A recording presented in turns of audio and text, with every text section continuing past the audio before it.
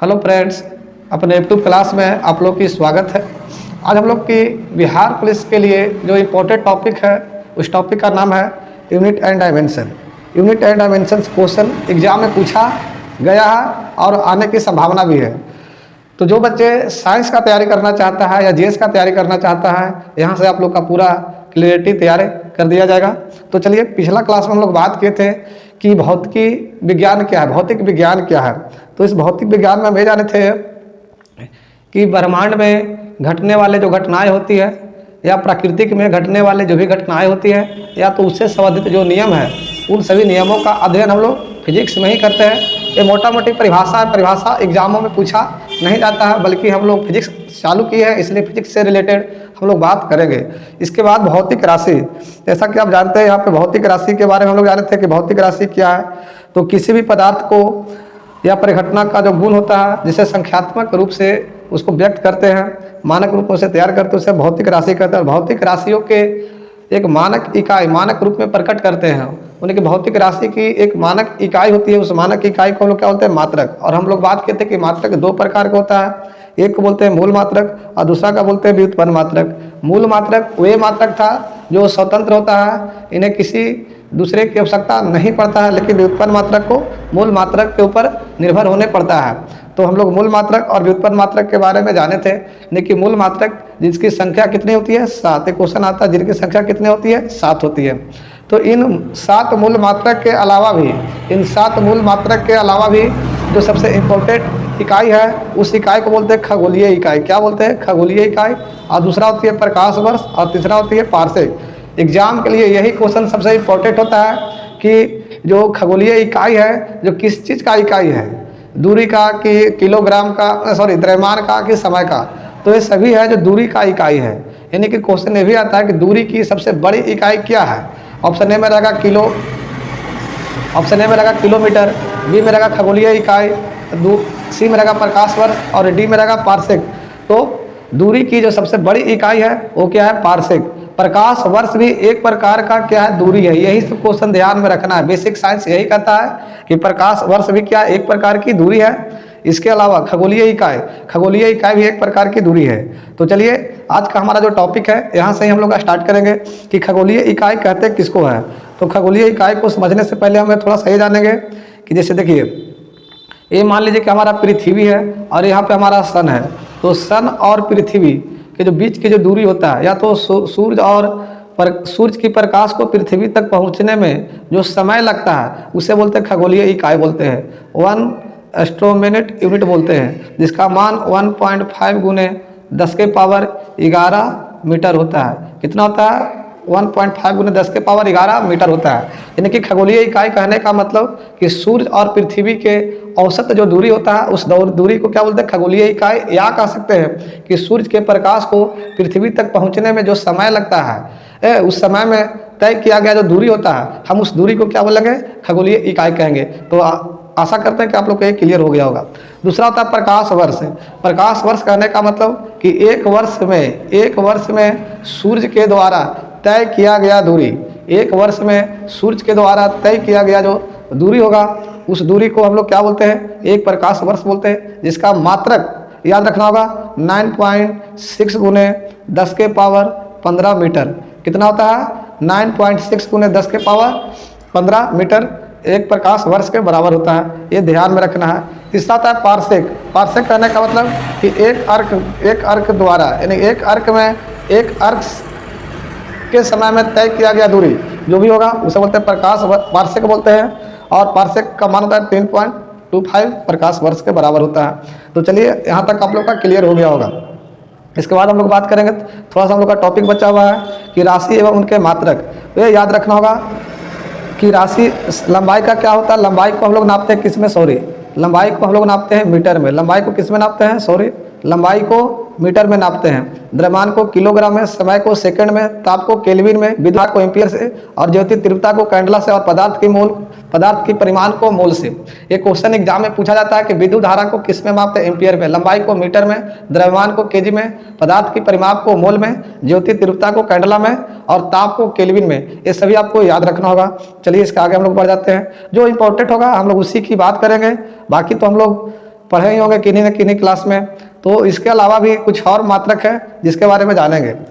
तो कुछ पूरक मात्रक होता है, जैसे समतल कोण का होता है रेडियन, इसको भी याद रखना है। घन कोण को ऑस्ट्रेलियन, दो मात्रक है, तो इसे आप याद रखिएगा। जो भी उत्पन्न राशि होती है उसके भी मात्रक है, जैसे कार्य एवं ऊर्जा का जूल होता है, त्वरण का मीटर प्रति सेकंड होता है, दाब का पास्कल होता है, बल का न्यूटन होता है, शक्ति का वाट होता है, क्षेत्रफल का वर्ग मीटर होता है। ये सब ध्यान नहीं देना, बल्कि चाल का मीटर प्रति सेकंड होता है, कोणीय वेग का रेडियन प्रति सेकंड होता है, आवृत्ति का टर्ज होता है, संवेग का किलोमीटर प्रति सेकंड होता है, पृष्ठ तनाव का न्यूटन प्रति मीटर होता है, विद्युत आवेश का कूलम होता है, विभवांतर का वोल्ट होता है, विद्युत प्रतिरोध का ओम होता है, और विद्युत धारिता का फैराड होता है। तो ये सब आपको याद रखना होगा, जो इंपॉर्टेंट है याद हो जाती है, ऐसी बात नहीं है। 2 बार 3 बार आप देखिएगा तो आप लोग का याद हो ही जाएगा।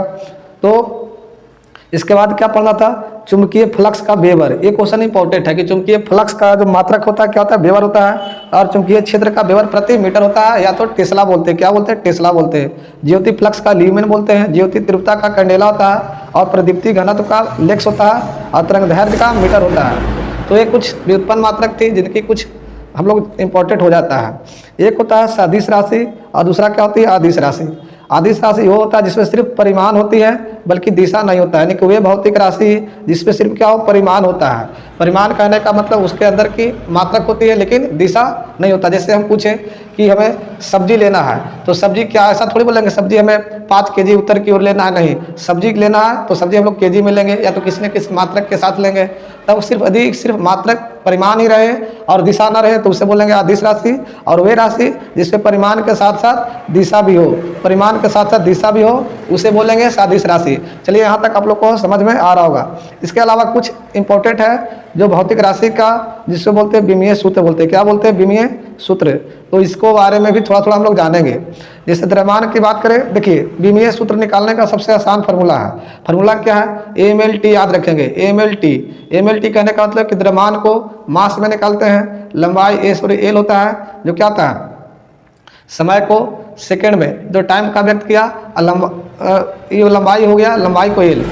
तो कहने का मतलब द्रव्यमान को क्या बोलते हैं, मास में निकालते हैं, लंबाई को L बोलते हैं, और समय यानी टाइम को T, MLT में व्यक्त करना होता है। जैसे पूछे द्रव्यमान का मात्रक क्या होता है, तो किलोग्राम, लेकिन इसका विमीय सूत्र निकालना हो तो देखिए द्रव्यमान मतलब मास, तो मास तो यहाँ पे है यानी कि M लिखेंगे, लेकिन L नहीं है तो 0, और T हो गया 0। इस तरीका से ML खाली हो जाएगा, ML1 L0 T0। उसी प्रकार पूछे लंबाई, तो देखिए लंबाई तीनों को रखना है, MLT ध्यान में रखना है। अब लंबाई पूछाते हैं, M0 हो जाएगा, T0 हो जाएगा, L1 रहेगा। तो ये हो गया लंबाई का विमीय सूत्र हो गया।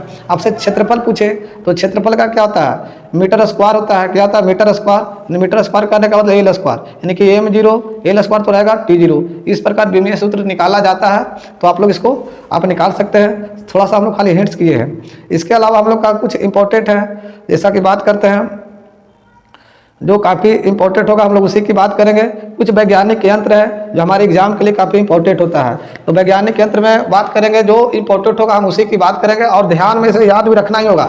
ऐसा 6 क्लास से जो 10th क्लास तक है उसी के बीच हम लोग चर्चा भी कर रहे हैं। तो चलिए स्टार्ट करते हैं।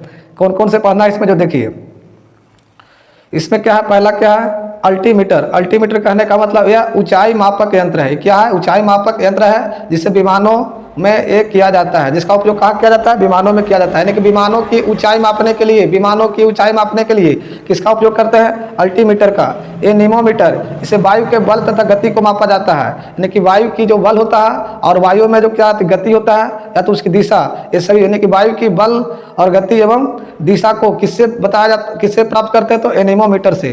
कि हवा की वेग कितना है, हवा की गति कितना है, हवा कितना के फोर्स से मतलब कि बढ़ रही है, तो सब एनीमोमीटर बताता है। एक होता है ऑडियोमीटर, या ध्वनि की तीव्रता को मापता है।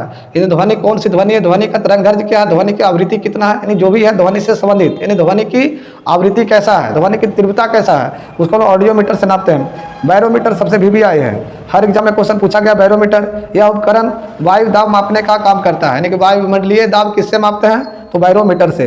वायुमंडलीय दाब किससे मापते हैं, तो बैरोमीटर से। वायुमंडलीय दाब किससे मापते हैं, तो बैरोमीटर से। ऊंचाई, विमानों की ऊंचाई किससे मापते हैं, अल्टीमीटर से। वायु का बल गति तथा दिशा किससे प्राप्त करते हैं, एनीमोमीटर से। ध्वनि की तीव्रता किससे मापते हैं, ऑडियोमीटर से। इस प्रकार 2-3 बार सुन लीजिएगा, आप लोग को ये चीज़ याद हो जाएगा। इसके बाद जो इंपॉर्टेंट होगा हम लोग उसी की बात करेंगे। चलिए याद, एक होता है डायनमोमीटर जो विद्युत शक्ति का मापने का यंत्र है। डायनमोमीटर से क्या बोलते हैं, विद्युत शक्ति का यंत्र होता है। गीजर या उपकरण की सहायता से रेडियो एक्टिव जो स्रोत है विकिरण की गणना की जाती है। गीजर या ये सब याद नहीं रखना है जो इंपॉर्टेंट होगा। जैसे हाइड्रोमीटर, इस उपकरण के द्वारा द्रव की अपेक्षित घनत्व मापा जाता है। क्वेश्चन पूछा जाता है कि द्रवों की जो अपेक्षित घनत्व होता है तो किससे मापते हैं, हाइड्रोमीटर से। एक होता है हाइड्रोफोन, यह पानी के अंदर ध्वनि तरंग की गणना करने में काम आने वाला उपकरण है। एक होता है हाइग्रोस्कोप, यह वायुमंडलीय आर्द्रता को परिवर्तन दिखाने वाला यंत्र है। तो कुछ कीमोग्राफ क्या होता है, यह यंत्र रक्तचाप, हृदय स्पंदन आदि शारीरिक गतियों को कारकों को परिवर्तन दिखाने वाला यंत्र है कीमोग्राफ के द्वारा। आप जानते हो कि किडनी का कैंसर होता है तो कीमोग्राफ करवाया जाता है। कीमोग्राफ में सही उसके अंदर का जो परिवर्तन है उससे पता करते हैं। चलिए इसके अलावा लैक्टोमीटर जो काफ़ी इंपॉर्टेंट होता है। लैक्टोमीटर एकदम VVI बिहार पुलिस के लिए कई एग्जाम में पूछा है। लैक्टोमीटर ये दूध